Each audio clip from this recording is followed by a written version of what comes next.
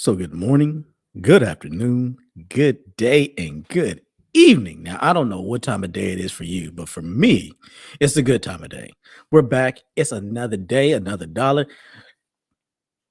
making my soul really want to holler. I apologize for that one. I'm sitting up here right now. I'm thinking about it. We're going, I say, because what we're talking about today, we're talking about something that's a little more lighthearted. We're talking about the Super Bowl. We're on sports again today. We're doing some sports talk.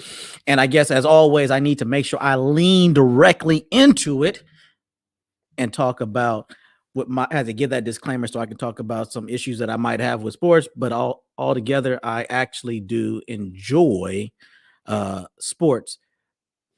But let me go into what it is that the disclaimer should cover and what it is that we should be talking about.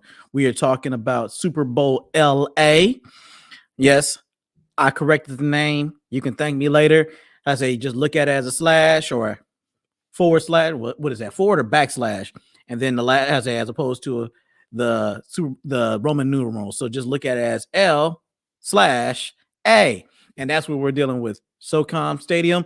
We are dealing with the Super Bowl. We have the Los Angeles Rams back where they belong in the city of LA against the Cincinnati Bengals. This is what we're going to be talking about today. And I'm going to encourage everybody as we get into this that we not only talk about the Super Bowl, talk about the sports. I'm going to drop this link right now because I'm sure that everybody is kind of looking up. I see that we got a individual here right now. We have Deani. Hey, what's going on? SB, I'm talking back at you. Loving that you're attending, that you're here with us right now. Let me actually drop this link because I'm not going to take too much time today going in and talking about what we have because today is essentially an American holiday, right? The Super Bowl weekend is an American holiday. I don't care what anybody says. They talk about baseball's in the national pastime. Yes, that might be true, but Super Bowl, that is the American holiday. I apologize. That was a little loud for you, but hey, I want to make sure that we all get that down, that we know that we're dealing with the American holiday. We're dealing with the Super Bowl today. So what are we gonna be talking about? Obviously, we are talking about the Super Bowl. We are talking about the Los Angeles Rams against the Cincinnati Bengals. So if you're a Bengals fan, which I'm sure that we have quite a few people here that might be Bengals fans, or we have a few people that might be Bengals fans, then feel free to come in here and come tell us why you feel that your team is going to win. And if you're a Rams fan, tell us why you think your team's going to win. Or if you just want to sit there and sound off on the game and give us your aspect on football in general, feel free to jump on in here and talk about it.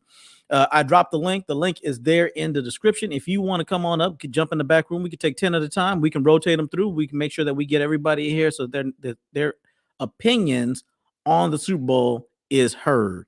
So, and let me start off with the disclaimer. I think that it should be understood that we have a gentleman's understanding when it comes to sports, especially ball and stick sports, team sports specifically. I feel that there is I don't want to say a curve because it's not a curve. This is just something where it is if you go and you watch pro wrestling, you understand that the people that are participating in pro wrestling, that they are very athletic, that they have athletic acumen that is going to be far and above, a lot higher than say your normal citizen, normal individual, that they've practiced for a long time to be able to have this athletic acumen that the rest of us don't have. But what you also understand is that the outcome is not solely determined by the athletic acumen of the individuals that are competing. That might sound a little so just because you are physically fit, faster, stronger than the other individual, that does not guarantee the outcome of the event. Your abilities, even if you're superior in not just the physical abilities, but your understanding, your strategy of the game, or in wrestling, does not determine the outcome of that event. What does determine the outcome of the event is what the organizers, those who are putting on that event, the Vince McMahons, the people who are in the back who are looking at how this thing needs to be orchestrated, how to sit there and glean bring in the most money that they can from this sport. That's what they're looking at, and I call it sport, but it's sports entertainment because the emphasis is on the entertainment. And football, basketball, those are also to me entertaining sports. Uh, so sports entertainment seems to be a common theme. I apologize if that is not your viewpoint on it. That is mine. I feel that while the athletes might not always be in on it, and while the athletes might put forth 110%, get on in there. Yes, the athletes are in there 110% putting it down. The athletes don't make the rules. The athletes don't enforce the rules. That's the owners. The owners make the rules. The owners have committees that they have together where they determine how they want to interpret the rules that they have, or maybe they need to just kind of tweak them just a little bit in order to get a better product, the product that they're going to put out there for everybody else, because they know that there's something that's there, whether it is a legal thing where you're looking at a regulation and they probably have to stay just on this side of the regulation as opposed to getting on the other side of the regulation, or hold on, what we have? Yes, I'm going to tell you I'm not mad, but I will tell you exactly what it is and I'm feeling. And most definitely, hey, P.T. Barnum was by far and away a genius. But and he was the inspiration not just for Vince McMahon Jr., but also Vince McMahon Sr. And yes, I got you. I see you put OT. I got the PT. I know who PT Barnum is. So when looking at it and seeing from that perspective, that you understand that you have individuals that impact the game and how they make the rules for the game, and that you have individuals that impact the game and how they execute the rules that have been put down for them. That's the referees. And so a referee can look at a situation, say you have somebody like a Cooper Kupp, or you might have Odell Beckham Jr. sitting out there running their routes, but you have a Matthew Stafford sitting up there tossing that rock, and on the other side of the ball, you might have somebody that's going to sit there like a Von Miller who, yes, he's past his prime, but he's playing with Mr. Donald, who is by far and away a beast. And I will make sure that I acknowledge the fact that he's a beast. That being said, if you know for a fact that you want to make sure that you let these boys get loose, get jiggy with it, get out there and get after it, you're going to sit there, you're going to make sure that the rules are enforced in such a way as to allow them to do it. Do the refs choke on their whistle if there's a little extra contact past that 5 yards that you're supposed to allow? If you're a cornerback that can shut them down, right? Or are you an individual that's going to look at it and say, hey, we need to sit there and curtail this. We need to make sure these boys don't run wild on them today. And what we're going to make sure that we're going to do, we're going to make sure that we call it as we see it. We're not going to choke on our whistles. We're going to sit there. We're going to call every single infraction. We're going to let these boys get jiggy with it. They're going to run. I say if they need to run that 9 route, or they hit their head on that goal post, running that post, we're going to sit there. We're going to call it. We're going to blow it. We're going to make sure that you can't sit there and bump and run, get in there, get after them. We're going to make sure that happens, because we need to make sure that this game is one where everybody is going to enjoy it. They're going to the fans are going to scream. They're going to yell. They're going to holler. They might even see a call or two that they know that why in the world was that called?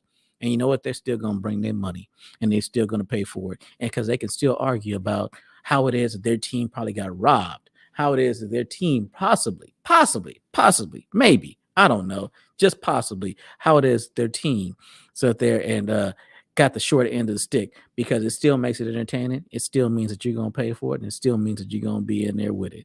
So today we're going to be talking about it. If anybody wants to jump in, again, the link is in the description or in the chat right now.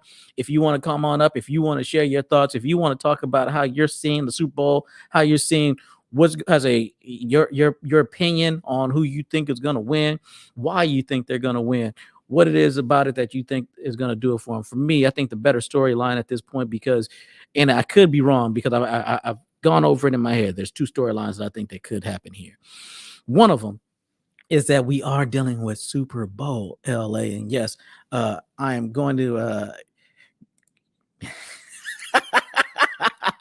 So one is let me take these in turn. I'm gonna talk about the fact of How did that UFC joint go last night? I'm going to tell you right now that joint went almost exactly as I thought, with the exception of I got my heart broke when the Black Beast, Derek Lewis, H-Town's own, H-Town's finest, got knocked out.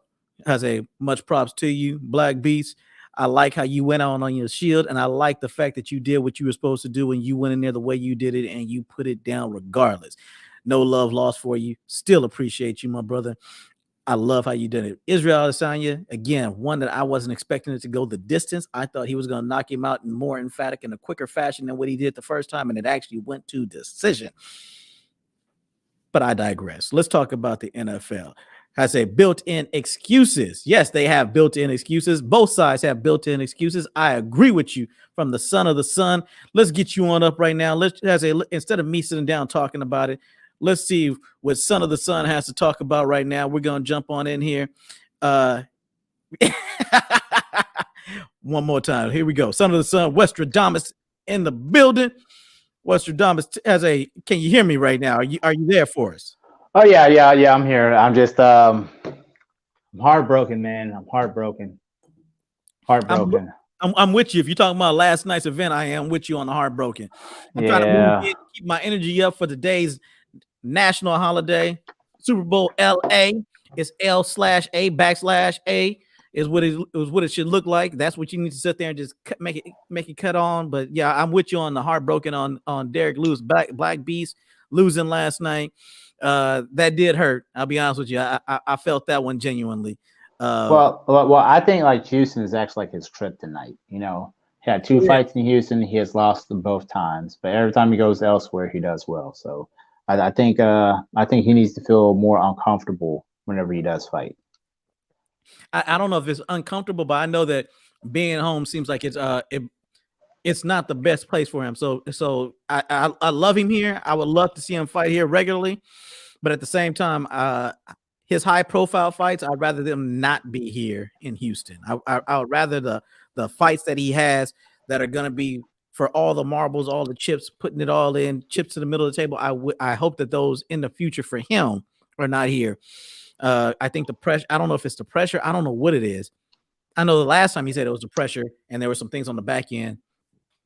Oh yeah, of course. I think Vegas, like to me, it seems like if you watch the fight, to me, I think he kind of took a dive, but that's just me. Okay, that's now it's possible. You know how I feel about sports in general. Yeah, I think he took a dive, but I'm hoping that's not it. Like you said that you met him, so you would know way better than I would.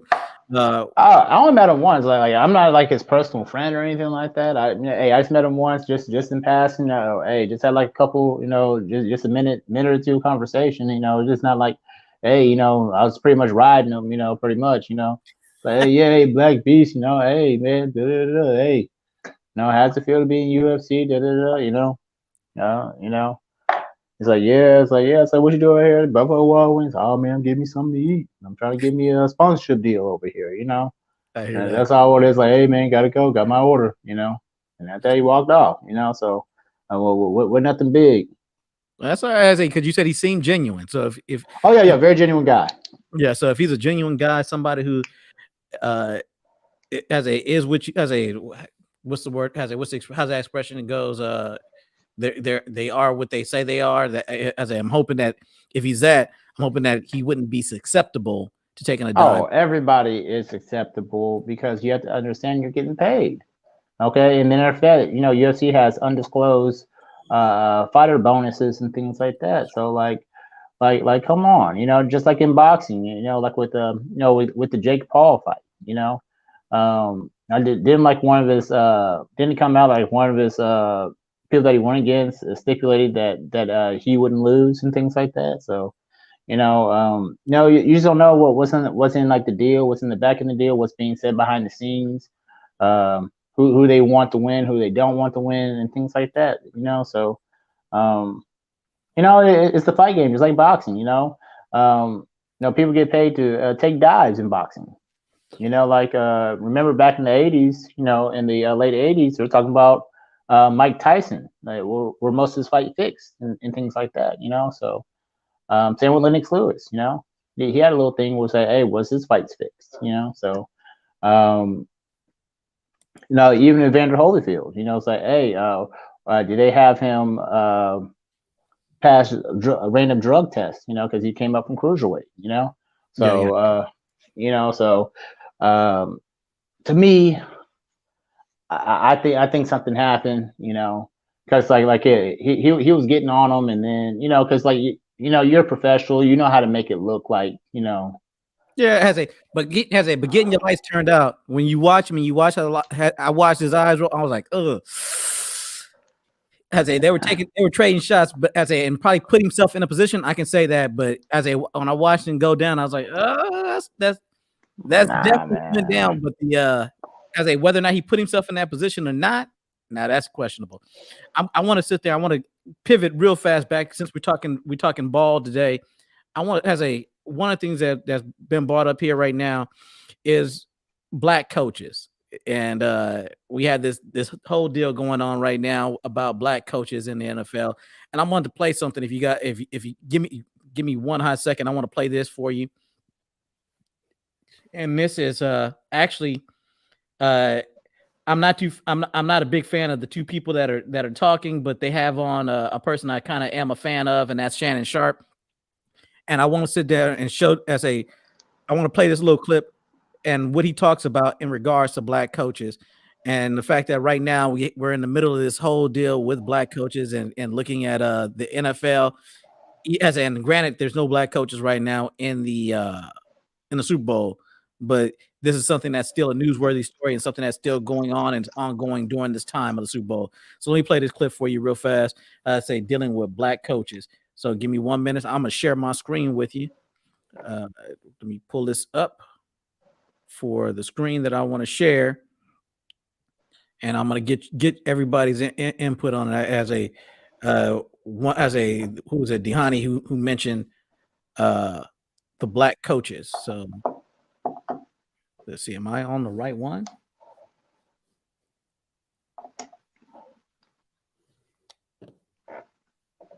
So Shannon Sharpe, what's up, brother? How you doing?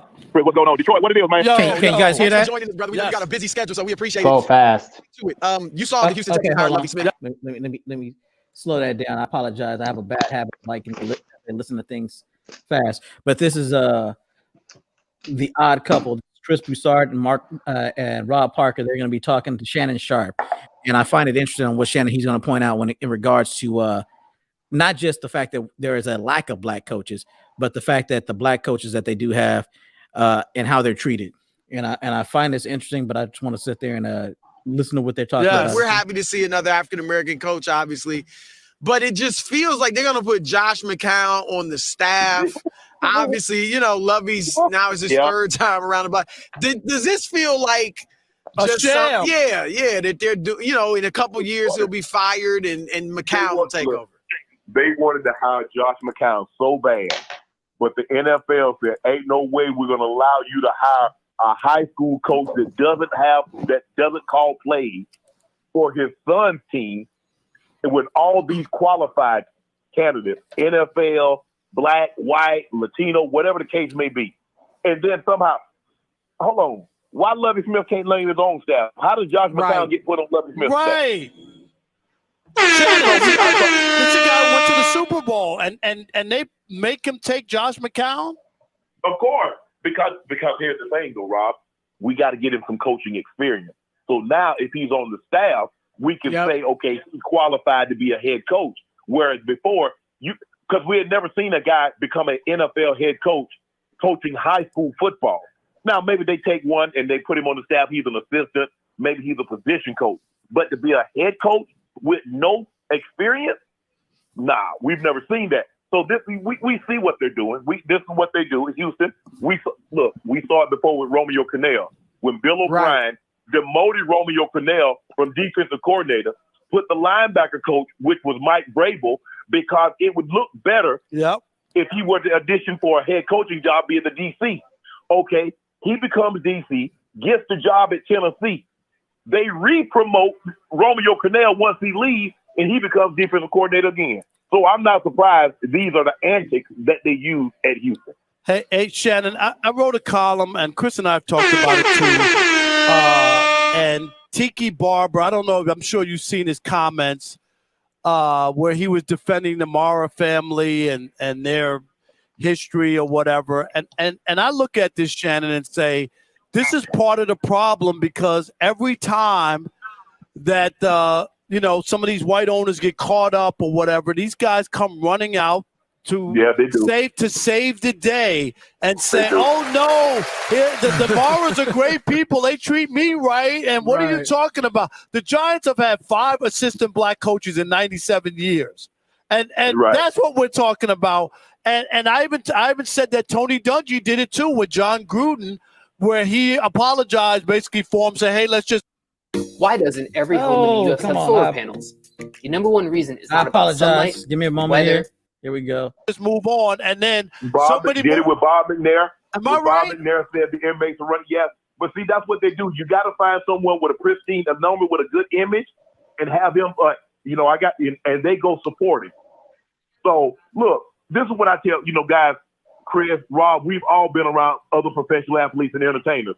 When people ask me what is such and such like, I say he cool with me. I can't speak to how he's going to be with you. I'm saying such and such is cool with me. She is cool with me. Now, you might have a totally different experience. Right. Because someone treats me good, I'm not going to put my whole reputation on someone because of how they treated me. Because you might have had a totally different experience. No, that's the truth. That's the truth. So, Shannon, what do you think is, it's the $1 million. I don't expect you to have the answers. But what do you think is an answer that the NFL could do to get more fairness in terms of hiring, black coaches? Chris, let me ask you a question.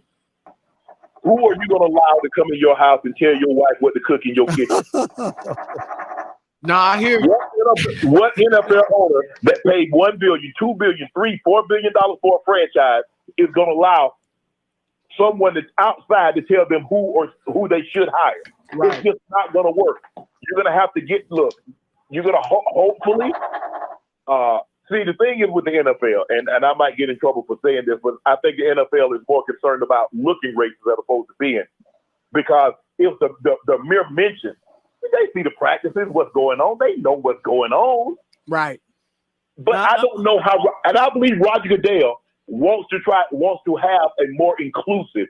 He wants the NFL to be more representative, because you got 71% of the players that are African. I'm going to pause it and stop it right there for the time being. But I found it very interesting that as he's talking about it, he's highlighting what the future plan is on how they're going to get the person that they actually want to coach the Texans and how they positioned them. Because it was like, okay, the optics are going to look bad. So we don't want to sit there and have bad optics right now. And you can still have your white boy coach come in who has zero experience, but we're going to give him experience under the black coach for a year because we just fired a black coach. We'll get a new black coach in here as a figurehead so it doesn't look racist.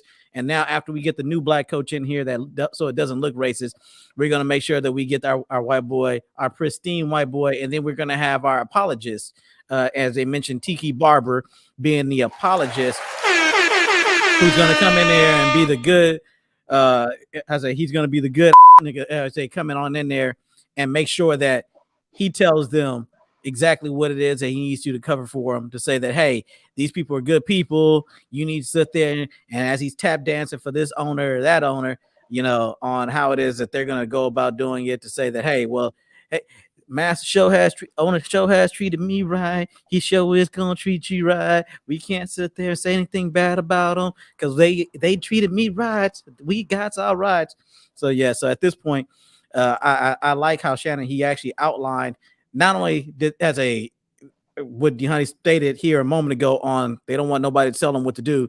They're not gonna to an extent they got their arm twisted, but they have a plan on how they're going to rectify that, because there's hardly any way that Lovie Smith is going to be able to turn this ship around to such a degree, unless he wins a Super Bowl next year, that they're going to be able to sit down and make him keep Lovie Smith after this? Well, like whenever like we just look at just like the history of the NFL just hiring, just diversity candidates, very rarely they actually get to go to a good situation. All right. Like Mike Tomlin, he went to a great situation. And thus he's been having 15 consecutive winning seasons. Mm-hmm. All right. Even this year, we actually had pundits talking about, hey, they need to fire Tomlin. When the Steelers during the season when he wasn't performing, I watched it. They fire him, or they also talk about maybe he needs to go back to, or maybe he needs to go coach in college. That has and that's Tomlin, and he has won 15 consecutive seasons and been to 2 Super Bowls, and he's won 2 Super Bowls. So that's what I'm saying. So, but go to Leslie Frazier, Art Shell.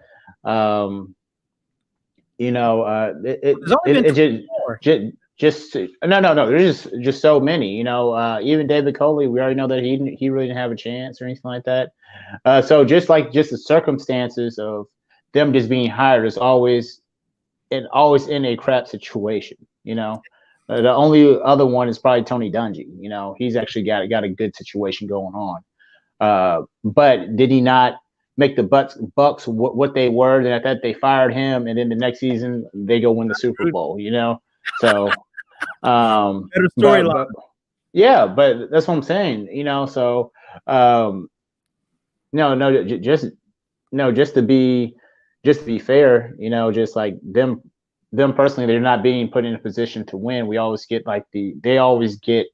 or just the diversity candidates always get like the worst situation, and that they're expected to win. Even Marvin Lewis, he got the worst situation with the Bengals, and then look what he did with them. Stabilize their situation, and now you see where they at a couple of years after Marvin Lewis. Now they're in the Super Bowl. So just same narratives and things like that.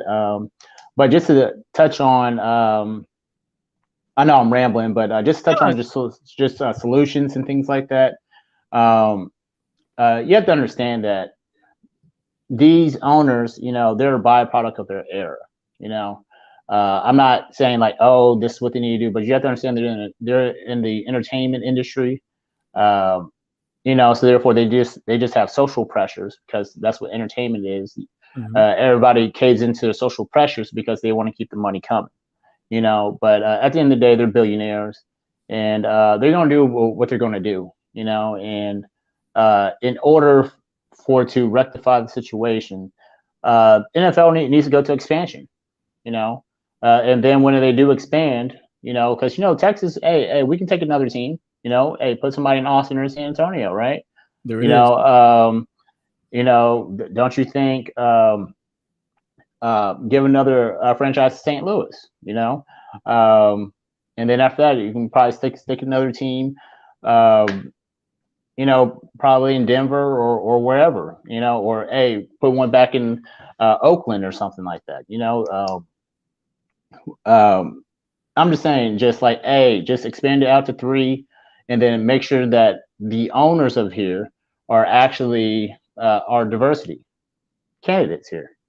So therefore these people will be able to hire from their background, so we don't keep on having this, because like Eric Bieniemy, that is criminal. He said it is criminal. It is. No, I'm serious. It is criminal. It definitively is. I'm not disagreeing with you. I'm just laughing because as I'm looking at it, I'm going, hey, Eric Bieniemy has it's not often that you have the head coach of the team coming in to say that they have to, this is another one Shannon Sharp pointed out, whereas the head coach had to come in there and say, hey, look, this guy, this assistant coach, this OC is actually calling the plays, right? It's not I'm calling the plays and passing. He's like, he's actually calling the plays. He's the one that's actually designing that game plan. If they have a situation and they're looking at it and they're saying, okay, we have X play scripted and then going forward, I say, he's the one who's actually doing it. And you have to have the head coach come in there and come say that. That's just, like you said, I agree with you. That's criminal. And it's horrible the fact that when you look at for me, I'm looking at it, and the only reason I'm okay with watching it or not even watching, but watching the highlights is that I look at it like sports entertainment, like it's WWE, right?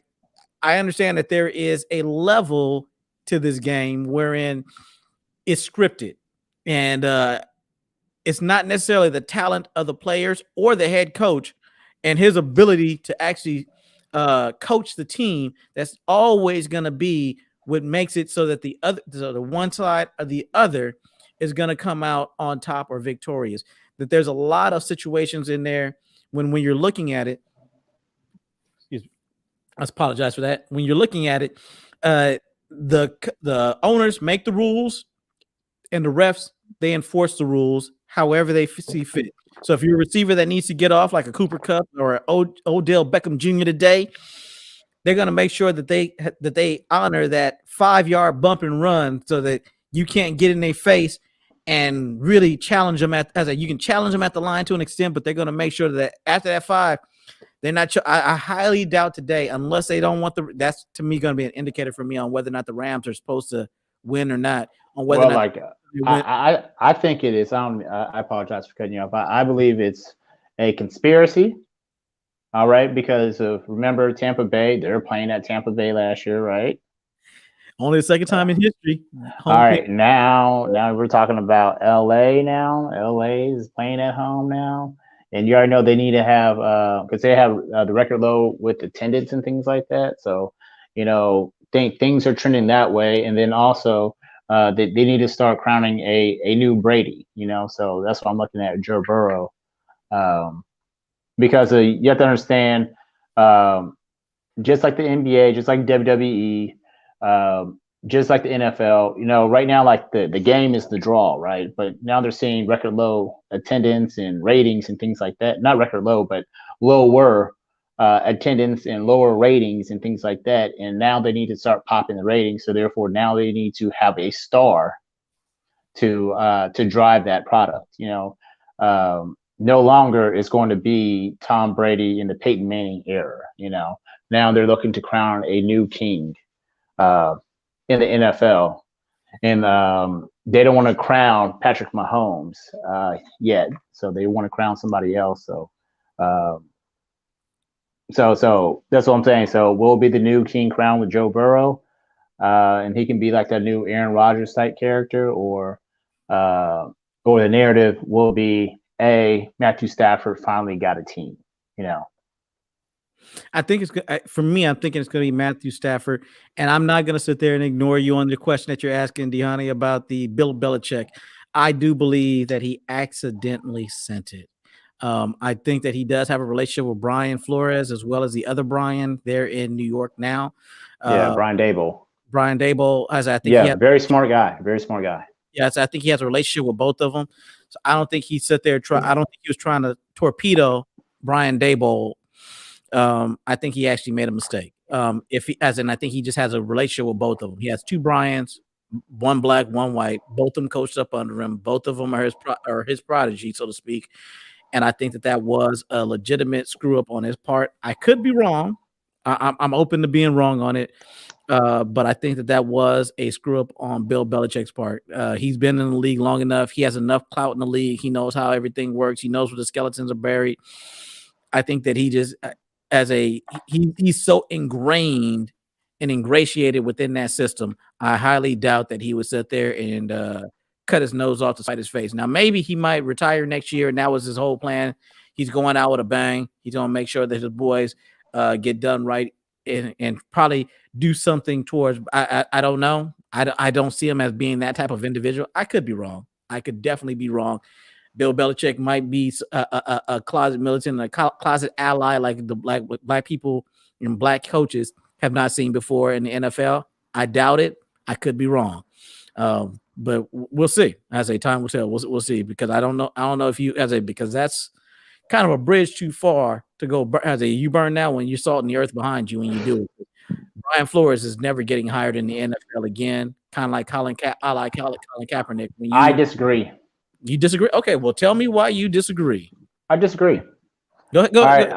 All right. Once a settlement has been made, because that's what's going to happen. A settlement's going to be had, Mm-hmm. and we're not saying that he's going to be a head coach, but I do believe that he will be coaching back in the NFL. So you just think he just won't be? He'll never get a head coaching job. He might see. This is my scenario. Well, what I'm seeing. Okay, all right. The scenario I'm seeing is this: all right. He's probably gonna have to drop down to college, and because the college team will probably take him on. He's probably have to run a program for about 4 years. He's still a relatively young man. What is he, like 40, 42 or something like that, right? Matter of fact, I don't know how old he is, but he looks good for his age.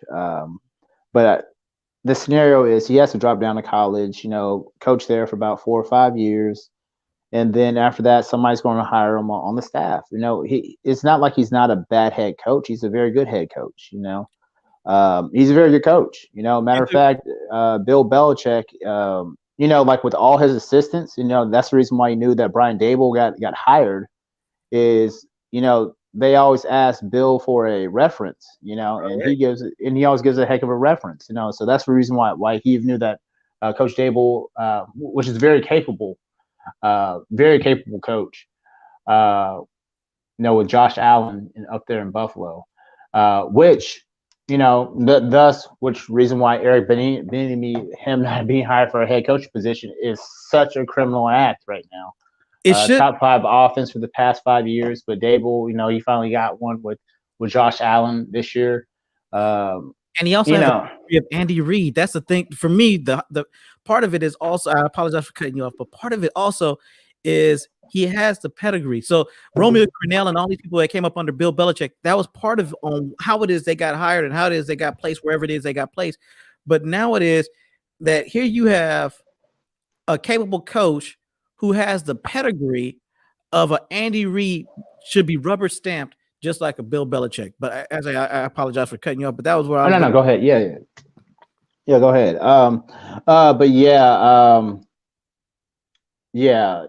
So that's where I'm going with that. But going to the Texans, you were mentioning earlier. Of course, we all know, just like Coley, he was a beard. You already know Lovie Smith, he's a beard as well.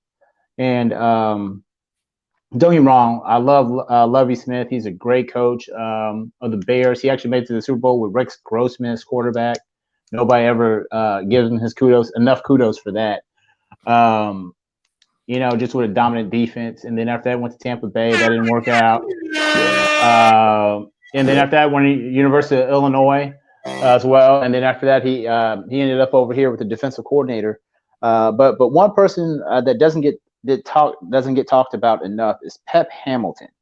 He developed Josh Herbert, Andrew Luck. Give this man his roses. Offensive coordinator, he should be the next true head coach. Just like with him, just developing quarterbacks. Just like Sean LeVay, he's like the black Sean LeVay. The Rams coach. Because he developed quarterbacks and things like that. So why isn't he not getting his shot? I say because they don't want another. Again, it gets criminal to me because you're looking at qualifications and whether or not it's merit based, and it's not really merit based. The fact that McCown gets any mention, I kind of agree with the honey stand down here that they want that white savior. I agree. They have people that they're comfortable with. It's kind of like Jason Garrett staying on as the Cowboys head coach as long as he did. He had a really good relationship with Jerry Jones. As a player, yeah. Yeah, so he came on and it was like, well, is he going to get fired? Well, Jerry, like him and that's like a second or another son to him. He was like, no. As long as I'm coaching, as long as I'm owner, he should always have. And it took other forces within the family to say this is not beneficial for the team. And I look at so it's definitely not a merit-based situation where you're looking at based off of they did X, Y, and Z, so they should be elevated because of you can look at what they did. Like you're talking about with Brian Flores. There's no way on God's green earth that if any other white coach was over there in Miami, and did what Brian Flores did with a quarterback that like you talked about what Lovie Smith had up there in Chicago, and why, and I agree with you on having Rex Grossman and actually taking them to the Super Bowl. That's someone without a quarterback, which is the cornerstone of what this league is built on right now. That's the storylines. The storylines, whether it's a Tom Brady or a Lamar Jackson or Patrick Mahomes, whoever it is, you have these quarterbacks, these Aaron Rodgers. That's what the game is built on. And he had no quarterback and was still able to get that team to the Super Bowl against a Peyton Manning, right? That was the other storyline there. And if you're able to coach it, and I know, and I'm a firm believer in, there's a lot of externalities that go into it, specifically referees and how the game is reffed, that go into whether or not you actually make it or not. But if you can actually make it with those externalities going into it, I think that says a lot about the coach. I think it says a whole lot about him. Oh yeah, most definitely. And you know, at the end of the day, you know, they have so many built-in excuses. They already tell you every time, hey, holding happens on every play. Is if they call it, just like pass interference happens on every play. It's just if they call it, right?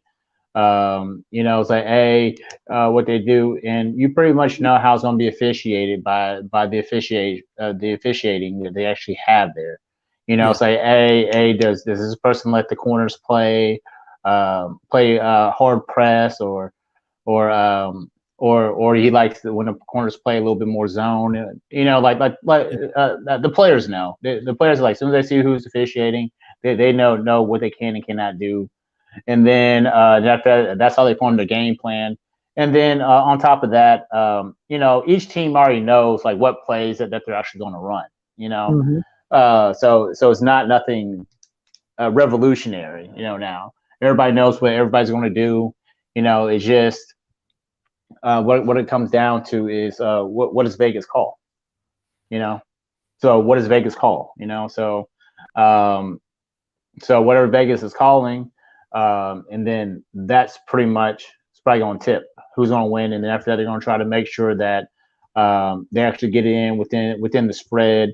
So therefore, Vegas always wins, So it's nothing but a money game and things like that. And, no, the players know. The players already know and things like that. So. I remember they had a player who talks about it to this day. I forgot his name, and I need to go pull it back up. I'll probably put it in the description below once I pull it up. I'll put some links to some of this stuff. But I found it interesting when you talked about that. How the game is going to be called, because there was a referee in the NBA. This is not the NFL, but in the NBA, Donahue, who talked about that when he was fixing games and doing that type of things, even on games that he wasn't reffing, he was able to accurately determine what the outcome was going to be for the mob and for Vegas, because he could look at how different individuals reffed and the personalities they have and the clashes that they would have with other players. Mm-hmm. So a referee that didn't like a certain player, you knew how they were going to call it, and that they were going to be a little more biased or a little more prejudiced against that player in how they called it. And he says that by looking at that, he could tell the odds makers how they were going to do it. And I know he's disgraced. He has a federal case. He got caught for cheating. And it's interesting that the mob bosses who talk about it said they had multiple referees that were on their payroll that were from Vegas, but none of them were named Donahue. So you have a lot of referees in the NBA and in the NFL that they know that they can call on them to do these certain things or make these calls, and to call the game to make sure that they can either make the spread or not make the spread, and how that's going to work out for them. So I look at it and I'm like, okay, you have, as a lot of time, like I said, for me, it's a gentleman's agreement, kind of like the WWE. I understand that there's some fixing that's going on. Yeah, it's entertainment. Yeah, exactly. It's and ironically, there was a book that was written that talks about legally it's still considered entertainment, and that it's not considered an actual sport.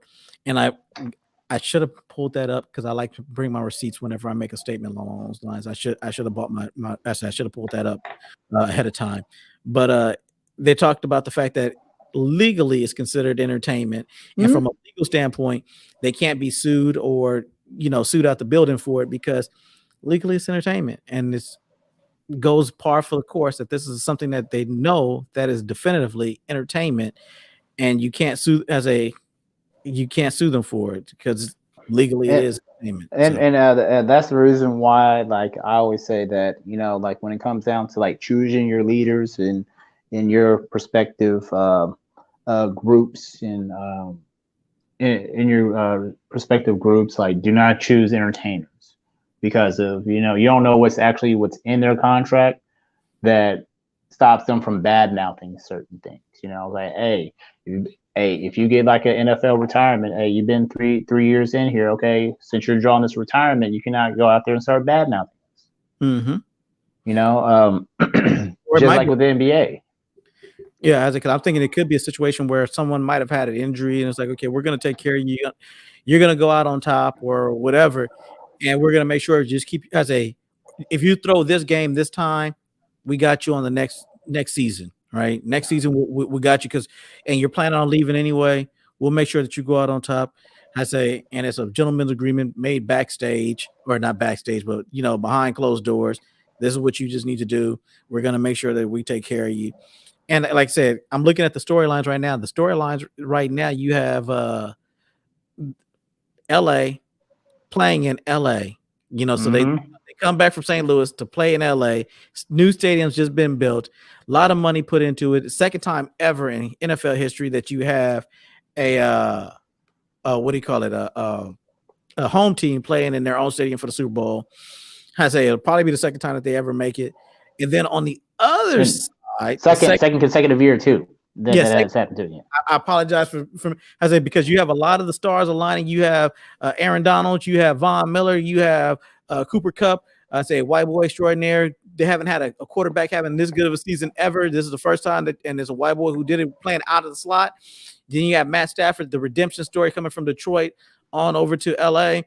You got Odell Beckham Jr., who's going to be a contributing factor. So you have all these different storylines running. And then on the other side of it, you have Joe Burrow. Used to play for Nick Saban, was an Alabama prodigy. Someone mentioned here before. Let me pull this comment back up because I like the comment on won a national championship at LSU. Him and Jamar Chase. Yeah, and so now they got the white savior. Now he's being groomed to get back again and to bring in more money to the coffers, right? Now people can start watching, in the flyover zone. Now you got people that can actually start watching the NFL there and feeling a sense of pride and not kind of like tuning out like, oh, we never win. You got Joe Burrow who's going to be there, and he's going to be perennially helping them to challenge, even if he doesn't win this time, in order to keep the interest alive there in the Midwest and Ohio and Cincinnati. And so the storylines are beautiful. So even if I'm wrong and LA doesn't win, that storyline of Joe Burrow and the scrappy underdog coming in and taking it is still there. Oh yeah, most definitely. The storylines are there, because if Joe Burrow or if Cincinnati Bengals were to be scripted to win, then that'll elevate Joe Burrow because he actually overcame all these people, Aaron Donald, Odell Beckham Jr., Cooper Kupp, Von Miller, he overcame all these people, Matthew Stafford, so running for his life, right? Yeah, indeed. One thing I think that needs to be actually looked into a little bit deeper is the Michael Jordan retirement thing. Because of just like Pete Rose, this was been rumored he was betting on sports, and he got caught, and I think that's the reason why he retired. Either he had to retire or else, So they said that was how they smacked his hand was, okay, either we're gonna have to bring the hammer down on you, or you can retire and stay away from the game for a couple of years. And that was in order for this to blow over so we don't have to hear about it, one or two things is going to happen. And I think he chose to, well, I do like baseball. I can buy a van or buy a bus for everybody and everything playing, minor leagues. It's always been a dream of mine. I can make some money while I'm over there. And if that doesn't work out, I'll always come back. So, and that's what happened. Lockout came, he came back, and then the Rockets went ahead and won when Jordan was in the league, 94, 95 World NBA champions. Let's go. Let's go with Hakeem Olajuwon. It's the dream for the dream. But yeah, and that was a storyline that you watched, because I'll be honest with you, that was one of the storylines. If I'm being perfectly honest, I did not see that one coming. I thought for sure they were going to crown the New York Knicks and Patrick Mr. Sweats Ewing as the NBA champions in absence of Michael Jordan. I thought they were going to allow him to carry the banner. Nah, man. You have to understand. Okay, they had to legitimize the reason why somebody got picked over Jordan. Because put like this, because you had to demonize Sam Bowie, right? Yeah. It was Hakeem, Sam Bowie, then Jordan, right? Mm-hmm. All right. So they already. So if they didn't want Hakeem, okay, to be scrutinized and all that, say, hey, the whole 84 draft was all garbage, except for Jordan. They had to legitimize the drafts. And if you don't legitimize their drafts, okay, then why are you having them? Why don't they just start signing people up off the street? So you have to. So they have to legitimize the reason why they're having these drafts, reason why people are going to college and things like that, and if they don't, the whole system will crumble. The whole NCAA system will crumble, So they did a great job. I apologize for that as I was trying to pull that off the screen. But yeah, it would crumble. I was looking at so during that time frame, you had the Rockets, you had San Antonio with David Robinson, and you had Patrick Ewing. And it looked for sure that what they were doing, they were trying to legitimize it with having a situation in that where they want to legitimize the centers.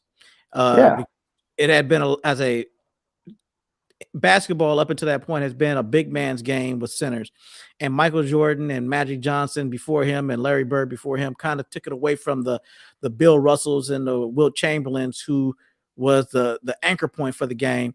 And I thought for sure it was going to be Patrick Ewing, because he was the one where the first lottery pick ever was Patrick Ewing. And thought that he was going to be the one that they galvanized around with Michael Jordan's absence. He was a little more flashy. Well, I guess Hakeem was more flashy, but I thought they were going to start calling him more on, because he would travel a lot, right? So he would take a few more steps with that dream shake than most people would be allowed to. But they didn't call it, even when he played David Robinson, when David Robinson won the MVP. I was like, that was, for me, I was like, wow. I'm like, they don't want David Robinson against Patrick, so they're gonna put Hakeem versus Patrick. Well, you have to understand, like, the NBA is all about growing their brand, the global brand. So the person who actually helped extend their brand always became like Houston Centers. Who helped it become a global brand, into Africa. So therefore, more African born players can be able to play in the NBA. Okay, of course, it is Hakeem Olajuwon, who's the player who actually from South America. Manu Ginobili. Who actually helped try to expand it in China and things like that, make it very popular, which it already was, but just make it king. Yao Ming. There it is. So, the NBA is always going to capitalize on their trying to grow their brand, and then, Patrick Ewing, what is this? His ethnicity was like Jamaican, Jamaican American, things like that. So, it doesn't have as much galvanization if you were to go into Hakeem. And plus Hakeem's story is so much better. Hey, he didn't start playing this until he was in high school. He was playing soccer. Yeah, because he wanted to be a soccer player. But I'm looking at what DeHoney he put in there about am I on basketball now? I guess I'm looking at all sports as they're a dumpster. I don't want to say a dumpster fire, but there's always, when I look at sports, there is that situation where you see them and that there should be the same agreement between NBA and NFL that the WWE has with Yeah, this. it's all WWE. It's all wrestling. Yeah, and I'm okay with that because when you walk into it that the outcome of the game of that contest is not something that is determined by the skill or by the athleticism of the participants, right? You know for a fact that it's like when you go see a magic show, you know for a fact they're going to do some kind of trickery and something that you're not going to catch, and you're going to get fooled by. And you go like, oh my goodness, how did they do that? You feel this sense of awe. With WWE is the same thing. It's like you're invested. You're like, whoa, go ahead, Booker T, right? You're all on it. Yeah, storylines. Yeah, the storylines are there, and you don't know exactly, but you know they're going to give you a good story, a good ending. You have an idea, but you know for a fact that story, that whether or not the wrestler that you want to either win or lose is not going to be based off of just their athletic ability. And it's not that they don't have athletic ability. And this is something people always go, like, are you saying that they're not athletic? No. I'm saying explicitly, I'm going to state this, that players, even in the WWE or any NXT or whatever, that they have a lot of athletic ability. They have a lot more than I do, right? And that not just do they have they are at the pinnacle. They're taking all their supplements also, but they're at the pinnacle. But the outcome of the contest is not determined by their skill and or ability. It's determined by how the refs allow them to continue going. Like in WWE, no, it is determined by the booker. The booker. Who's the booker right here? Roger Goodell. He's the booker. Okay. Yeah, Vegas. Okay. You'll make sure they right. Yeah. No, Vegas is the money that keeps it pumping, but the booker will ultimately decide who's going to win. Just like with Vince McMahon, he's going to decide who's going to win. Just like AEW with Tony Khan. Okay, he's going to decide who's going to win. Was it Adam Silver with the NBA? He's going to decide who's going to win. So at the end of the day, is that's just what it is. Like there's like the illusion of parity. There's no there is no so what's called parity in the NFL. There's no parity in the NBA or anything like that. The only thing that they don't plan on is just the injuries. But except for football, you're always injured. Like this, you don't get the Super Bowl, you're already hurt. Playing football like that. Plus they added another game on there, 17 games. So you're gonna be hurting. You're gonna be hurting with all that hitting, and things like that. So, but yeah, at the end of the day, like, man, this stuff is fixed. It's fixed. Don't get me wrong. Like, of course, you have who you're pulling for, but who you're pulling for not necessarily is actually going to make it happen. But at the end of the day, what they do, they make the media, the storylines through the media. The media plays out their storyline because, like, every year, right, in basketball, the storyline is always about LeBron, right? Him, KD, and that's the two. Kyrie, head case, whatever. Whatever it is, James Harden. LeBron, like centerpiece of the storyline. Yeah, LeBron and the Lakers. That's it. All right. So at the end of the day, it's always going to be LeBron and the Lakers, and those are always the two ongoing storylines going on throughout the season. And they're always criticizing LeBron. They're always criticizing the Lakers, and that's it. No, just like with the NFL. Okay, it's always Cowboys are always the main talking point. And then after they hit up the Cowboys, then it's like, okay, well, this player's doing well. This player on this team's doing well. And then after they start talking about teams, but it's always centered around the Cowboys. And I want to touch on this comment that's down here real fast about asking about track and field. And I have a slightly different take on track and field. I think that the fix is in on track and field in a different way. I think track and field is what I call an objective sport, or more of an objective sport than, say, team sports or any other kind of sport that's out there right now. Track and field is really hard, besides whether or not you overlook whether or not somebody is taking the supplements they're taking, because either you run faster or you don't. Either you jump farther or you don't. You jump higher or you don't. You throw farther or you don't.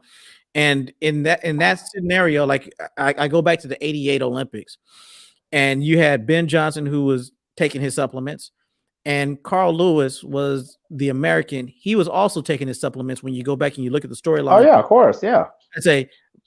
He got caught earlier. Then they argued it down on why it is that his were acceptable and the levels and blah blah blah blah. And then that was also the year where you had Flores Griffith Joyner. And I mentioned this yesterday, and I'll come back to it again today. So the part about the objectivity that you start to lose in track and field is things like traditionally, and I think this is something that I probably discussed this before with you, is that previously the world's fastest man has always been the winner of the 100 meters, right? Oh yes, indeed. And it wasn't until Michael Johnson came along and we weren't, as a U.S., the fastest in the 100 meters, but we were in the 200 and the 400, and they tried to move the bar, right? We're going to move the goalpost a little further out. And we're going to say, the fastest man is now the winner of the 200 and the 400 and not the 100. So in that sense, that's where you start to see the subjectivity to it. But track and field is one of the reasons I think that they don't get paid as much, is because people can't argue as much about the outcomes of track and field outside of the fact that either they're participating in, as the athlete participating in the fix, or whether or not an athlete was allowed to participate with supplements that they should have had. But other than that, like I said, track and field is for me. I'm sure I could find, if I really sat down and looked at it, but it's a lot harder for me on looking at track and field as a less objective standard and a more subjective standard, like all the other sports are, where it's so easy. But it sounds like you have a case for me. Give me what I'm missing here, Mr. Westradamus. Yes, I still think it's WWE. Okay. It's even like in sprinting, right? Jamaica did not only became the powerhouse is whenever they always keep on joking about the Jamaican drug program, right? So just like with Usain Bolt, there's a lot of pundits said that, hey, he's nothing but a chemistry experiment. He's chemistry. Like, don't get me wrong, like because if you look at it like how he progressed before, okay, he couldn't finish. He wasn't a good starter, and he wasn't a strong finisher. When you look at if you look at his race, I think in the 2004 Olympics and things like that, the 400 meters, I think you went 200 and 100, right? Okay. You look at his races, it's like, okay, well, this dude can't finish. And then after that, like 2008, 2012, this man just come up here and start killing everybody. 2016, even 2020, he was killing people. So and then after that, he ran like an insane, 9.58. So like that is crazy. Even the 9.79 is freaking crazy. But they make 9.79. Everybody's running 9.79s now. Yeah. So like what the heck is going on? Like, come on now, like getting better. Yeah, exactly. So like so in essence, it just becomes a chemistry experiment. I kind of equate it to bodybuilding. Just based off your genetics with the chemistry experiment. Like, don't get me wrong, you still have to train. Just like in baseball, okay, it's like whenever you swing the bat, you still have to have, coordination and ability to hit it, like with Barry Bonds, but hey, he still took the clear and cream. It just helped him, Very much. I wholeheartedly agree with that, because he was a Hall of Famer before the clear and the cream, or when they acknowledged or believed that he actually started it. He was probably on something else before then, but he was a Hall of Famer and had Hall of Fame numbers before then.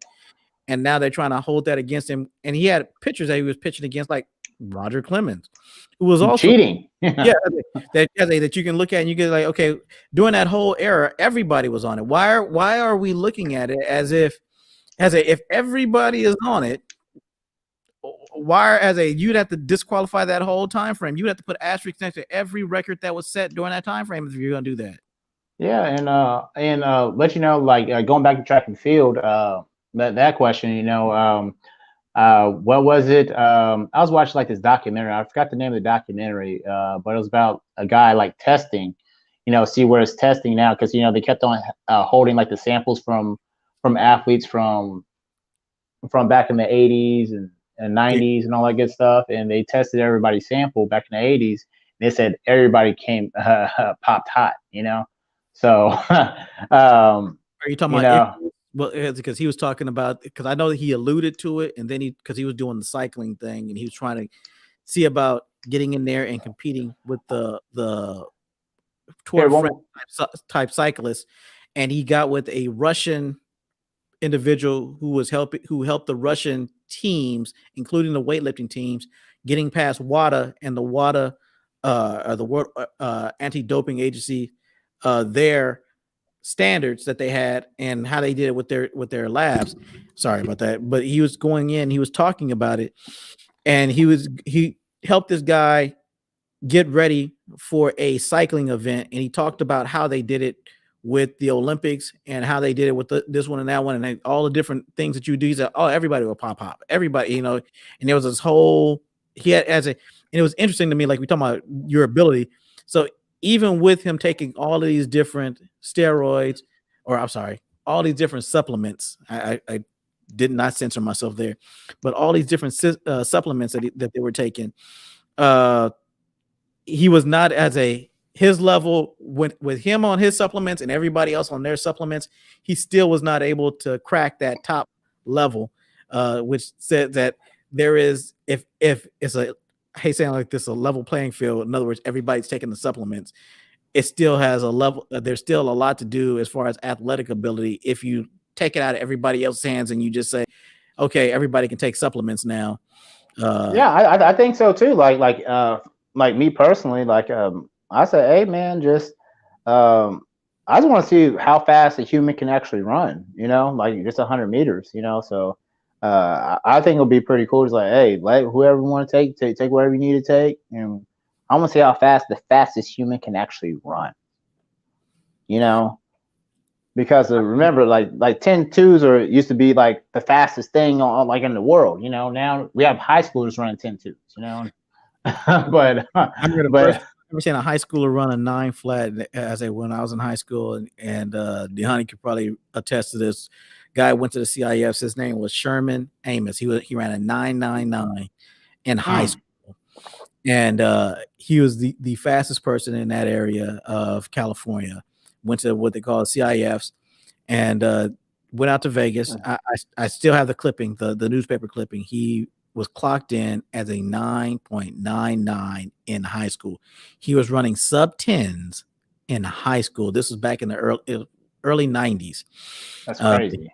Yeah, and I was looking, I'm like, man, if he ever gets with the right program and runs with the right people, this guy here I don't know. That's what I'm saying. Like, I want to see how fast, like, if he's open to it, like, hey man, I want to see how fast, it's like, hey, just I'm just saying, just for one, because I know that it's not healthy on the body and things like that. But just like with Mark Henry, like with Olympic wrestling, he said like the people who took the supplements, they're all dead now.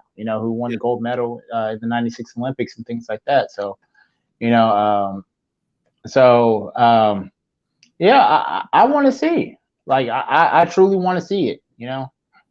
I'm sure that they would be willing to do it. I guarantee you that they would be willing to do it. They would be willing to get out there and go risk their lives in order to do it, because they want to do it. You look at all the pro wrestlers who dropping off like flies because they weren't on, they talk about some of the stuff they were on, and the cycles they're on. Even with the bodybuilders, you watch a lot of them that they're they're definitely willing. If you want to see them do it and you'll allow them to do it, they will do it. For the UFC, it used to be that way as well. Until they got rid of with the TRT exception. So they used to be TRT Vitor, man. That was freaking scary. That guy was scary, man. Ooh, he was scary.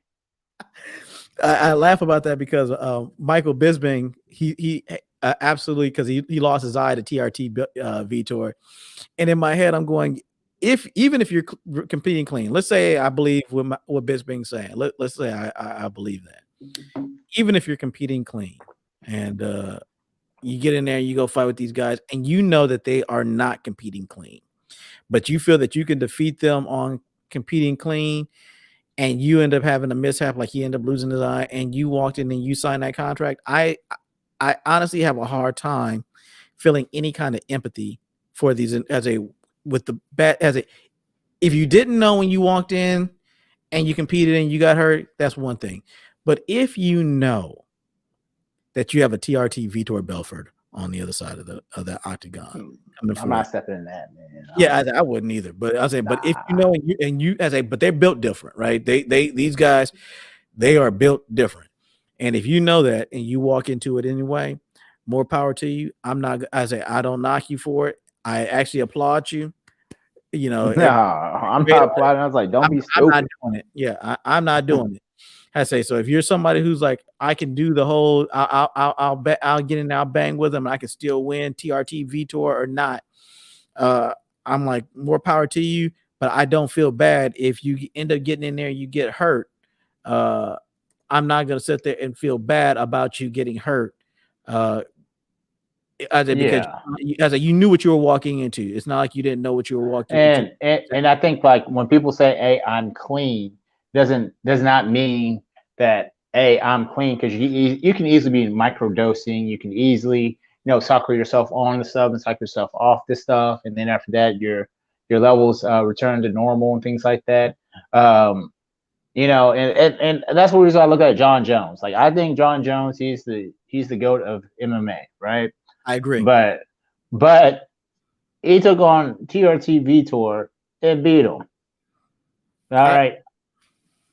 And then after that, when you look at his levels and things like that, it seems like he's, look at his levels. It seems like he's been taking supplements, or he's been microdosing supplements, or whatever it is.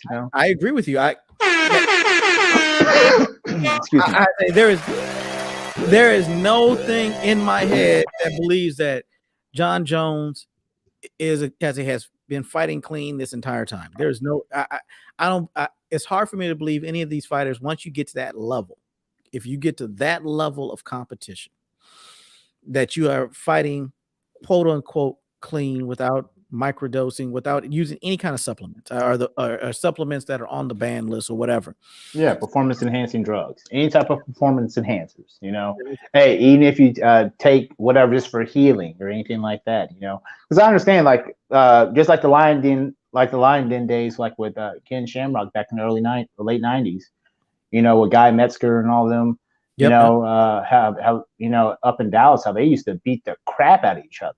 Like, oh God, you just search on YouTube and Daily Motion, and like you'll see some of their sparring sessions where they just kick the crap out of each other. They were absolutely, yeah.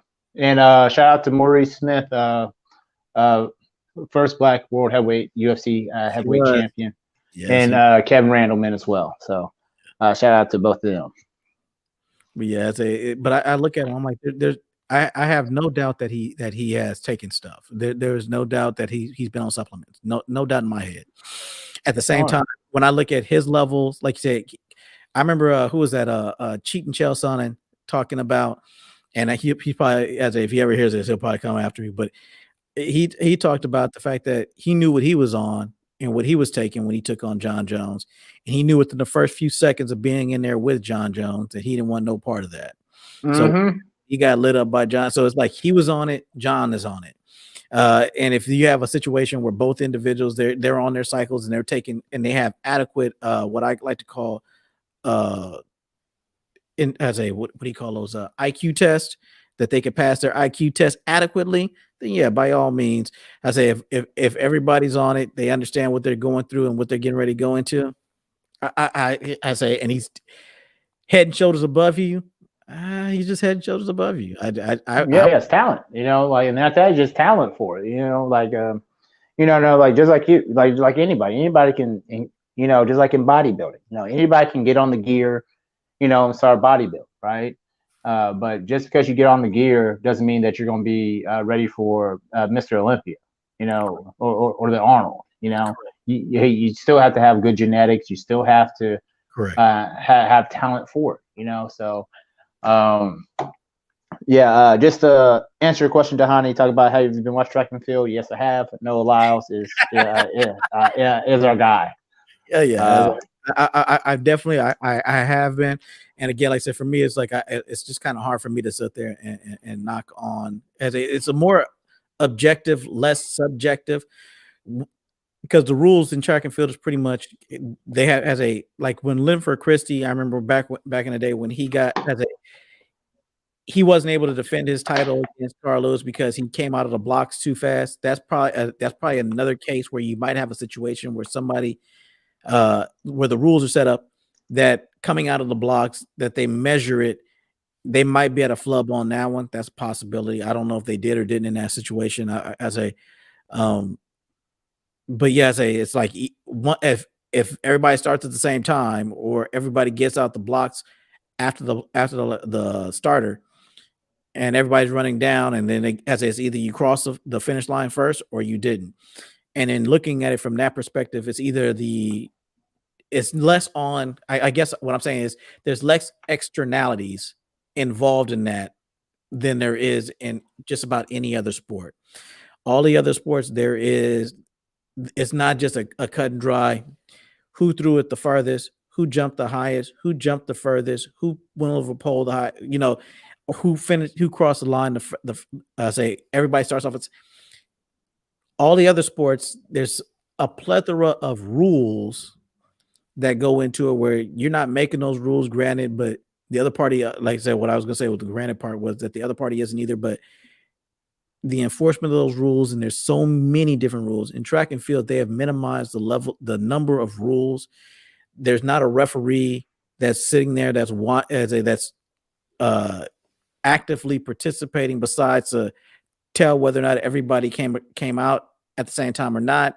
And then they have the cameras on the finish line so you can see, did they cross, who crossed first, or did their foot step on the line or over the line?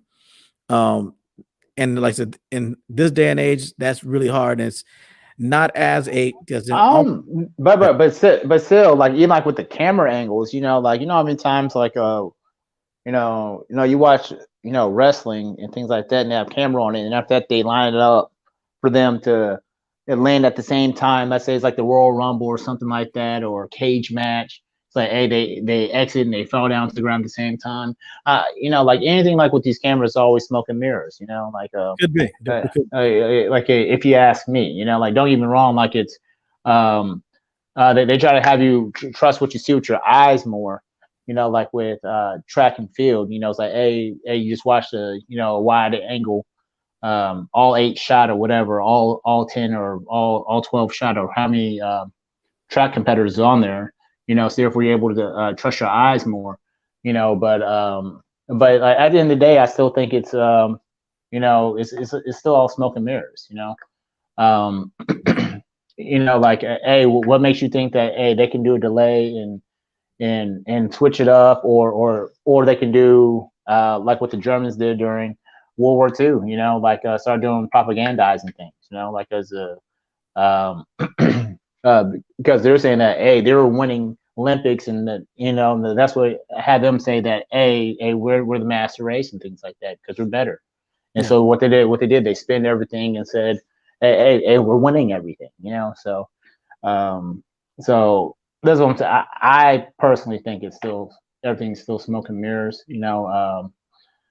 I'm one of those people is like, hey, we need the proof. It's not what you know, it's what you can prove, Yeah. And that's what I say, that's one of those things where it's like, if you can't prove it, then they go, well, it didn't happen. I'm like, well, if it's significant enough proof or there's enough circumstantial information that's there, then most definitely I'm thinking that it could be one way or the other, or it could be the way that they're saying that they want you to don't look behind the curtain, right? Like it's the wizard, don't look behind the curtain. So there could be enough there that says, hey, don't look behind the curtain. So Mr. Black, okay, here, let me ask you. So who bring it back to the Super Bowl? So who is your pick, and by how much? What is the score? Okay, so if you're asking me my pick, It's Super Bowl LA, so I'm thinking I'm looking at how the storyline goes. It's a David versus Goliath type situation, in my opinion. When you look at the firepower and everything on the side of LA, and David being the one that's on the Bengal side, where there's a lot of young, inexperienced, hasn't been there yet talent. I think that the way that it's lining up, and this is if I'm picking, I'm gonna say it's gonna be the Los Angeles Rams, and I think that they'll win by 10 points because I think they're going to make it. I think they want to make it. I'm trying to talk myself into this. If I'm being honest with you right now, because I can also see the flip side with the Bengals, but I'm going to talk myself into Rams by 10. That's what I'm thinking right now. Okay, so well, each team they score about 27 points a game, right? Mm-hmm. Each team roughly allows 22 points a game. Correct. All right. So, what I'm thinking, all right, I think the Rams will take it, and I think it's going to be by a field goal. I think it's going to be like, excuse me, around about 30, 20, 31, 28. That has you're putting a lot. That's what I'm going for, and I think Aaron Donald, he's going to retire after the game if they win, or Von Miller. I think somebody's going to do a retirement. I'll go on record saying that.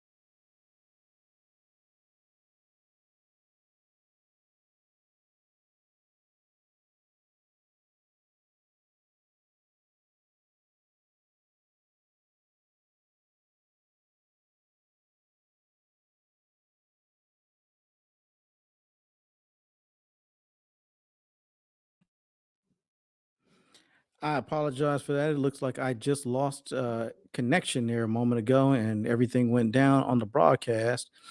However, I guess that is my cue to say that at this time we are getting ready to jump into the show, which is the Super Bowl. I apologize losing you the way that I did, but I am I'm back on the air right now.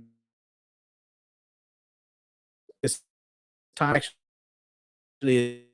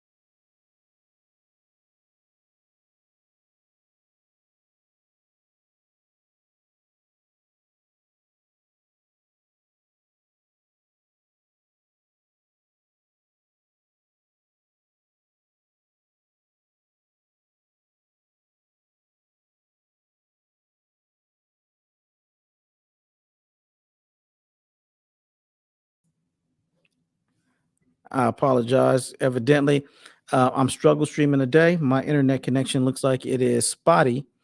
So I can't wait till I get my fiber in here so that I don't have these type of issues. In any event, what I want to do, I want to end this by going out with something from the best entertainer to do a halftime show. And I'm just going to put that up for him and let him do it his own. So let me put up the best halftime show that we have, and I'm going to end it on this note.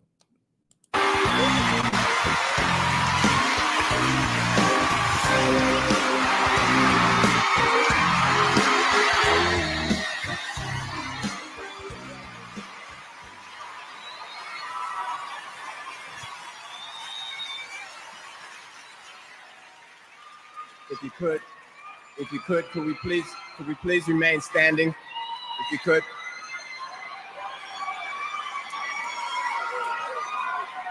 Check this out. I want to read something for you. Some people find it odd that when we win anything in this game, we give praise back unto God. Well, in somebody else's game, any triumph makes us feel blessed. When it's your game, you make the rules, everything comes easy. All your friends are in key positions, so when you decide you don't want to play anymore, you never leave empty-handed. Can somebody say golden parachute? Well, it's not your game. You didn't make the rules, so everything comes hard. And as long as you're signed to a contract, you're going to take a minority share of the winnings. A select few of us will do well. The majority will not. So as a people, we'll be considered a minority. But stop. Let's take a moment and look at yourselves. There's nothing minor about you. You are a blessed people. You're the most talented on earth, and you are still grateful. That is why upon winning their game, you thank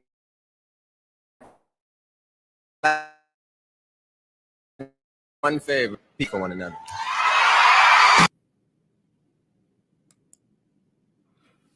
And with that, I'm gonna end it.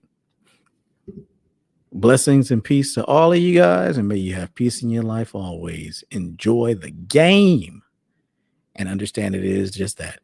It's a game. We're out.